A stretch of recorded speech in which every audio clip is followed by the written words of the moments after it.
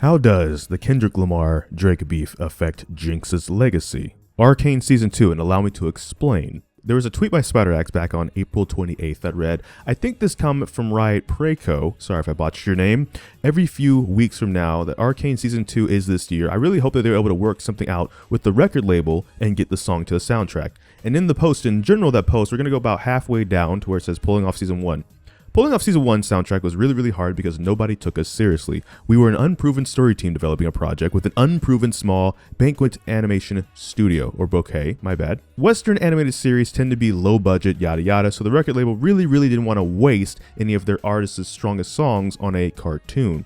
The artists we got for our first season really only happened because the artists themselves pushed for it, often against the will of the label. The band members of Imagine Dragons, their manager and individuals who worked for their label, had to go to war against a bunch of Interscope and Universal head honchos to make Enemy happen for us. It ended up a massive hit, over 1 billion plays on Spotify. So of course, in hindsight, everyone on the label will say that they always believed in it. No, they didn't. But it was a small group of individuals really going to war. The band, their manager Mac, Jugrin Grebner, I botched your name, I'm sorry, at Interscope in particular.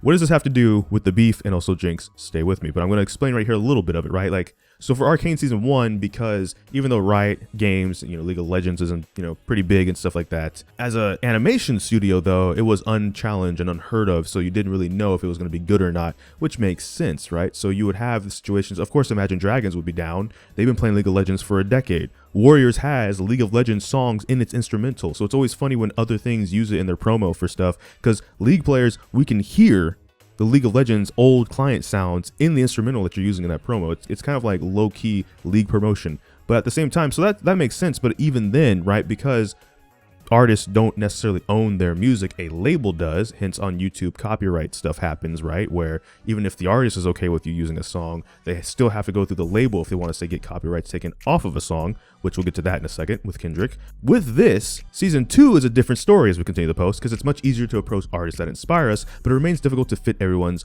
schedule and requirements. Right now, there's a song that everyone on the team absolutely loves for a particular scene in our second season. The very big artist, they won't name them yet, wrote it specifically for the moment, but because we cannot promise a marketing campaign to make it a single release that stands out way above the rest of the song's soundtrack or soundtrack songs, the record label will likely not allow us to use the song. This sucks, but it does happen. Now, going back to the beef. First, Kendrick.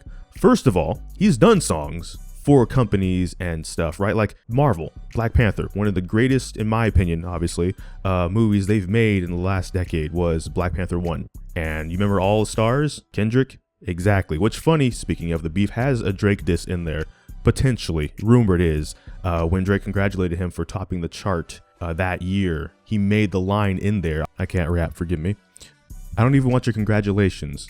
I recognize your false confidence and calculated promises all in your conversation. I don't even like you. I'm keeping it censored here because YouTube will still love me a little bit if I do. Those are ideally thought to be shots at Drake, and so it's funny that this beef is technically immortalized in a Marvel Disney movie, by the way. But what does this have to do with Arcane Season 2?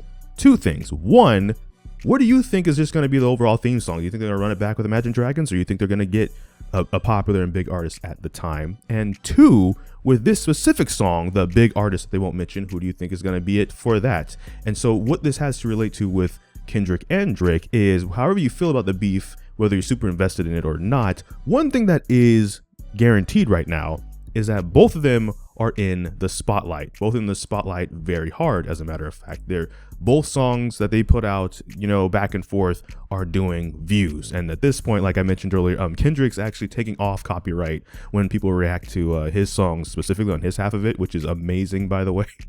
But at the same time, obviously, Arcane Season 2 has already been written, stuff has already been set in stone, but one of the things you could work in later on is, of course, the music. You need to actually have the storyboard and stuff actually done at the minimum. So do you think, and this is conspiracy tinfoil hat territory, that this was a bit engineered?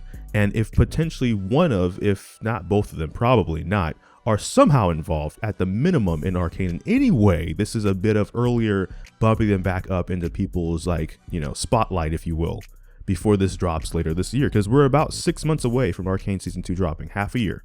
Okay. Now, what does it have to do with Drake, though, I guess, right? On the Drake side of it. Well, Drake has a song, by the way, on the album For All the Dogs. There's a song called Members Only.